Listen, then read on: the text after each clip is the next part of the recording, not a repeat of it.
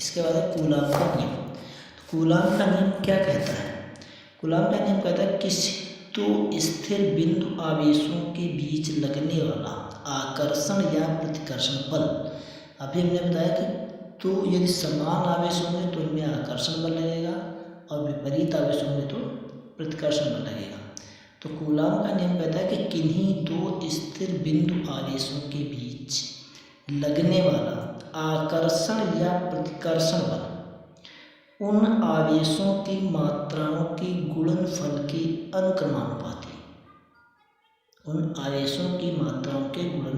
अनुक्रमानुपाती तथा बीच की दूरी के वर्ग के व्युत्क्रमानुपाती होता है।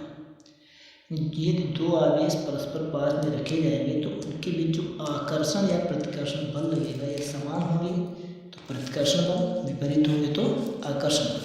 तो आकर्षण या प्रतिकर्षण बल का जो मान होगा उनके आवेशों के गुणनफल के अनुक्रमानुपाती और बीच की दूरी के वर्ग के व्युत्क्रमानुपाती। नीचे दिखाया गया है, माना दो आवेश Q1 व Q2 परस्पर r दूरी पर स्थित हैं, तब उनके बीच लगने वाला बल F प्रोपोर्शनल Q1 Q2 बटे r²।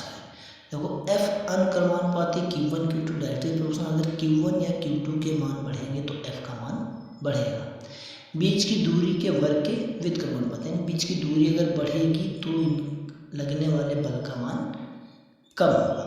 अब जब भी हम अनुक्रमानुपाती का निशान हटाते हैं तो वहाँ पर एक नियतांक रख देते हैं। तो लिखते हैं F बराबर K Q1 Q2 बटे r², जहाँ K क्या है? अनुक्रमानुपाती नियतांक, और इस K का मान होता है हमारा 1/4 pi epsilon not, 1/4 pi epsilon not. ये एक नियतांक है जहाँ 1/4 पाई एप्सिलॉन नॉट का मान होता है 9 × 10⁹, ठीक। तथा एप्सिलॉन नॉट जो होता है ये होता है निर्वात की वैद्युतशीलता, एप्सिलॉन नॉट, और एक होता है म्यू नॉट। एप्सिलॉन नॉट जो होता है निर्वात की विद्युतशीलता, म्यू नॉट होता है निर्वात की चुंबकशीलता। तो इस प्रकार हम K का मान रखेंगे, F बराबर K Q1 Q2 बटे r², तो हो जाएगा F बराबर 1/4 pi epsilon not Q1 Q2 बटे r²। यही है हमारा कूलाम का नियम।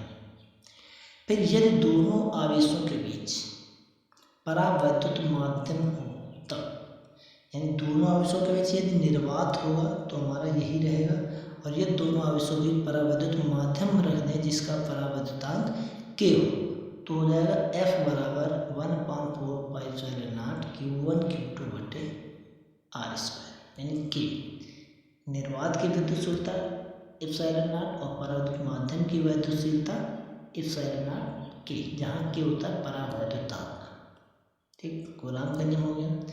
इसका बाद देखते हैं बहुल आवेशों के बीच बल। यदि कई सारे आवेश हो तो उनके बीच लगने वाला बल कैसे निकालते हैं? सबसे पहले मान लिया, माना कई आवेश Q1 Q2 Q3 Qn तक एक निश्चित बिंदु से स्थित सदिश क्रमशः r1 r2 r3 rn पर स्थित है, यानी एक Q1 Q2 Q3 Qn तक आवेश है जो एक निश्चित बिंदु O से क्रमशः r1 r2 r3 rn दूरियों पर स्थित है, ठीक। तब एक आवेश Q1 पर लगने वाले सभी बलों का परिणाम है।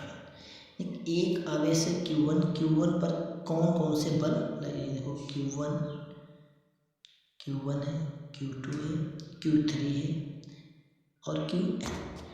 तो Q1 पर जो सभी बल लगेंगे उनका परिणामी बल तो हो जाएगा हमारा F1। तो F1 बराबर F12, यानी कि F1 Q1 पर पहले Q2 के कारण लगने वाला बल, फिर Q1 पर Q3 के कारण लगने वाला बल, ठीक। फिर Q1 पर Q4 के कारण लगने वाला बल, फिर Q1 पर Qn के कारण। F1 यानी कि Q1 पर लगने वाले बल का जो परिमाण होगा वो Q2 के कारण लगने वाला बल, Q3 के कारण लगने वाला बल, Q4 के लगने वाला बल और Qn के कारण लगने वाले बलों का योग होगा।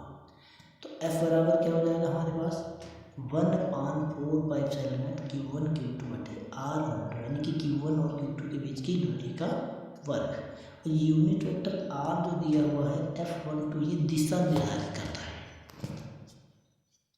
ठीक, फिर F13 यानी कि Q1 पर Q3 के साथ लगने वाला बल तो 1/4 Q1 Q3 बटे 1R13 का स्क्वायर यानी Q1 और Q3 के बीच की दूरी का वर्ग। गुणन के नियम में ये पढ़ा था कि ये दो आवेशों पे बल लगेगा तो क्या होगा 1/4 Q1 Q2 दोनों आवेशों का गुणनफल बटे उन दोनों आवेशों के बीच की दूरी, इसे Q n था।